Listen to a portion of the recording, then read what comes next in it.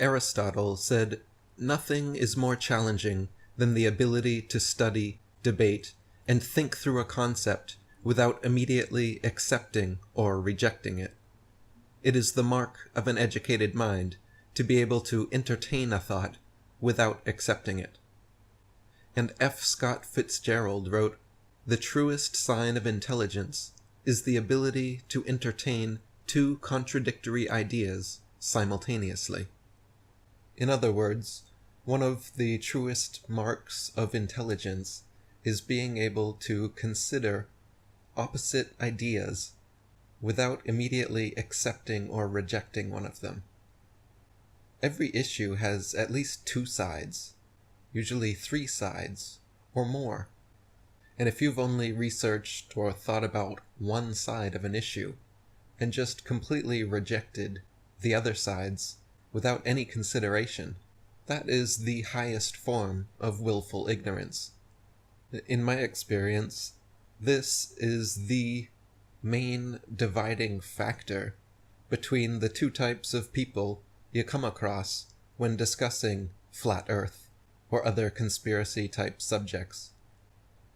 In school, as children, we're presented with the globe heliocentric model and told it is absolutely true and correct and proven beyond any shadow of a doubt, and everyone has known it for hundreds or thousands of years, and only your stupid, ignorant ancient ancestors believed that the Earth was a flat, motionless plane.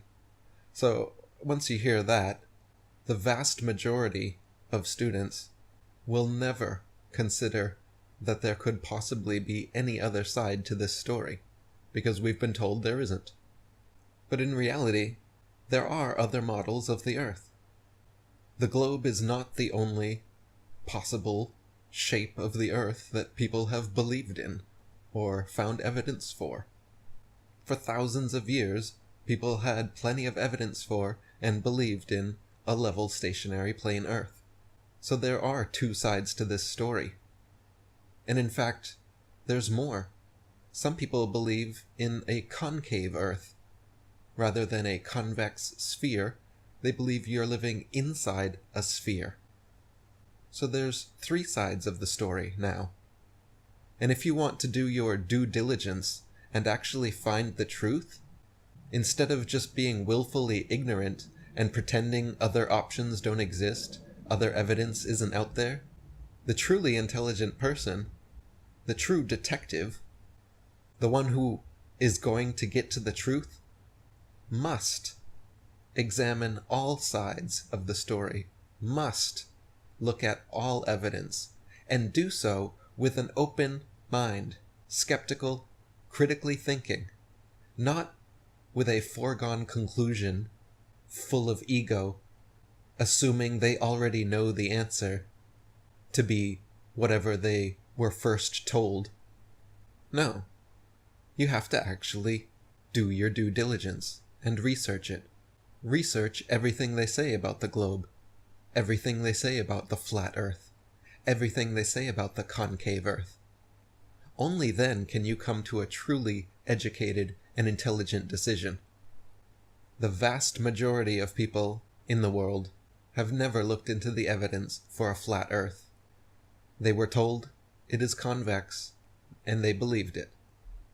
Now that the flat Earth renaissance is kicking off, and people are challenging their friends and family members about their previously held beliefs, there's becoming a clear dividing line between the two types of people out there. The first type is so sure of whatever they were first taught and told and believed that they cannot even for a second hold in their mind the possibility that what they were taught could be wrong. And along with this unearned confidence they have in their ignorance, usually comes quite the ego. People who are able to entertain opposing ideas without immediately accepting or rejecting them do so with a level of egolessness, because they are withholding judgment for days, weeks, months, while they consider opposing ideas. truly intelligent people need to be able to consider opposing ideas for days, weeks, or months without judging, without making a decision, to be able to adequately consider all the evidence. If you just find the first piece of evidence and immediately make your judgment, how reliable can your judgment be? Imagine a judge who, rather than listening to the entire body of evidence over days of a court proceeding, just listens to the first piece of evidence given by the prosecutor and immediately smacks his gavel down and says guilty. That is what the globe defenders are doing. These people have not even considered or researched the flat earth side or the concave earth side. Or, there's other stuff, this square earth. There's people that believe the earth to be many different things. And it's disingenuous to just go along to get along with whatever you were told as a child. And you hear this all the time from globe believers. They'll come to you and say, if you were given proof of the globe, undoubtable proof, then would you change your mind and believe in the globe? Well, yeah, of course we would. All flat earthers would. And all flat earthers have gone through that process to become flat earthers, because we were all taught the globe and believed it as children, just like you. The only difference between current flat earthers and current globe earthers is flat earthers actually did their due diligence in researching and then changed their mind based on that evidence. Globe earthers have not done that. So there is a precedent to say that, of course, flat earthers, if presented with adequate evidence, are able and do change their minds based on that evidence. However, globe earthers, there is no evidence that they will ever or could ever change their mind, because they haven't. They still believe the first thing they were taught as little children, and instead of diligently researching the opposite side of the story, and, as Aristotle said, holding opposite ideas simultaneously, being the mark of true intelligence, no, they can't do that, because their heads are so full of ego that the second they hear somebody believing in such a silly, stupid idea as a flat earth, they jump at the opportunity to shit all over them.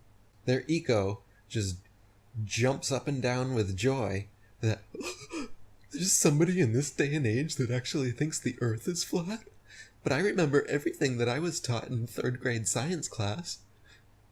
So if it's the mark of true intelligence to be able to hold opposite ideas simultaneously without deciding, it must be the mark of true ignorance to immediately start mocking someone who tries to give you evidence for the other side of the argument. Now, if you're one of these globe defenders listening to this, because maybe a friend of yours sent you this, have you ever considered that maybe you could be wrong? Even if you feel supremely confident that the earth is a globe, what is it inside you that needs to mock and belittle others who are skeptical and questioning this supposed fact? What is it inside you that feels the need to smirk and sneer and roll your eyes at someone for simply looking into an idea that you don't know about, an opinion that you don't hold? Is it really that hilarious? Some of these people have been laughing for like 7 or 8 years now. The joke's old, man. You are the joke. You are laughing at your own ignorance.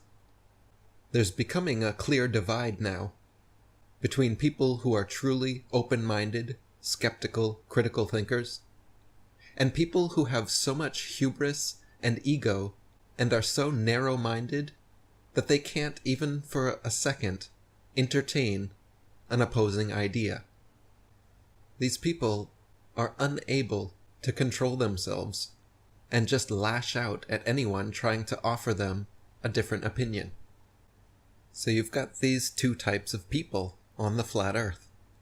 And I recommend trying to identify which type of person you're talking to before wasting your time, energy, and reputation around certain people that couldn't care less. If you identify someone as being an open-minded, skeptical, critical thinker that's able to entertain opposing ideas simultaneously without instantly judging, well, then you've got a good friend. And you've got someone you can talk to about just about anything without having to be worried. So this is a good filter, not just for flat earth or conspiracies, but for truly intelligent people and truly compassionate people. It takes a level of egolessness, it takes a level of compassion to be able to sit down and listen to someone who has what you believe to be a completely crazy idea, but to do so patiently and without interruption or sarcasm or mocking. You can still ask all the questions you want to ask of your flat earth friends. We want to talk to you about this subject. We're just tired of the attitude. We all know how much the mainstream media lies, and how many things throughout history have turned out to be different than when they were first presented to us. So can we stop acting so holier than thou and high and mighty about this particular subject? Especially those of you who haven't even read a flat earth book. People like myself have read upwards of 50 flat earth books. If you haven't even read one, and you want to laugh and mock based on your ignorance, you're basically putting up a brick wall between us so that we cannot communicate. And again, this is not just for flat earth. When your partner, your friends, your family try to bring something that's important to them to you, and you knee-jerk ridicule or mock or belittle them, rather than being patient and compassionate, and actually sitting down and listening to them before immediately reacting, you're going to find life's a whole lot better if you can do that. You're going to find yourself having to apologize a whole lot less. You're going to find yourself being a whole lot more respected and on the side of truth more often than not. Anyone that comes at you with sarcasm or mocks you or ridicules you is not ready and not worth your time and energy. And rather than putting yourself out there for people that are going to treat you with this kind of an attitude, I recommend calling them out on their attitude. I recommend pointing to the fact that they're belittling you before you've even started your conversation. I recommend changing the conversation to their ego, changing the conversation to their reaction to what you've said. If they can't patiently listen and have a conversation about the flat earth, then don't bother talking about the flat earth. Talk about the fact that they can't talk about the flat earth. Talk about the fact that they can't hold two ideas simultaneously in their head without immediately judging and mocking one of them. Talk about the fact that they're so willfully ignorant that they can't even do their due diligence long enough to find out if they've been lied to. Talk about the fact that you've got better things to do than get an attitude from someone you're trying to help. And don't waste your time trying to give them evidence or proofs or debunk their claims or get into fire wars back and forth about gravity and Coriolis forces or whatever. It's a complete waste of time for these types of people. These types of people just want to argue. They just want to be right. Their egos are like Swiss cheese, so full of holes that they are grasping onto their need to be right. And what they found is the flat earth, the most ridiculous thing in the world for someone to be wrong about. So they come running over with glee because they think they've found the stupidest people on earth that now they can make fun of endlessly. If you notice your average globe believer, the ones full of ego and giving you attitude when you talk about flat earth, oftentimes these were the teacher's pets the big nerds, the brown nosers. And what they're doing is they think they've found the dumb person in class, and they get to show up how smart they are. They get to regurgitate everything from this lesson. You can see it in their eyes and their energy. They get all excited and giddy. They're so happy that you believe something so stupid, and they get to be the smart one. So rather than just sitting there feeding their ego by allowing them to think they're being the smart one, I recommend when you identify one of these willfully ignorant, egoistic ignoramuses, change the conversation from trying to even discuss the flat earth to discussing their willful ignorance, their cognitive dissonance, and their ego's lack of ability to engage in adult conversation, and then move on. Don't waste any more time than that with these people. Leave them to their globe earth echo chambers, while the rest of humanity gets on with enlightening themselves. Eventually, and it's coming to that point, there's not going to be anybody left listening to them. All their friends are flat earthers now. I was just contacted by a very prominent non-flat earther who everyone around him, all his friends, family members, people he respects, are becoming flat earthers now, to the point that he is finally opening his mind to the subject, and finally stopping this attitude that he's had for so many years, instantly rejecting and belittling anyone who claims the earth is flat. And that's encouraging, and props to him. I would really like to see more of that from these globe earth zealots. A little bit of humbleness. We all had to do it. Us current flat earthers, we all had to humble ourselves to the fact that we were lied to. And first, just to the fact that maybe we were lied to. That's the first step. That's the step we all took. That's all we're asking. Those of you who think you're being so scientific, that's how you do science. Skepticism, critical thinking, looking into all sides of the argument, doing actual experiments, gathering empirical data. This is what flat earthers are doing, while globe earthers are just regurgitating what they learned in their grade school textbooks, with a big smirk on their face. So if you recognize yourself in this, if you have mocked or belittled friends or family members for talking about flat earth or other conspiracy subjects, consider trying a different approach. Let's have a real conversation.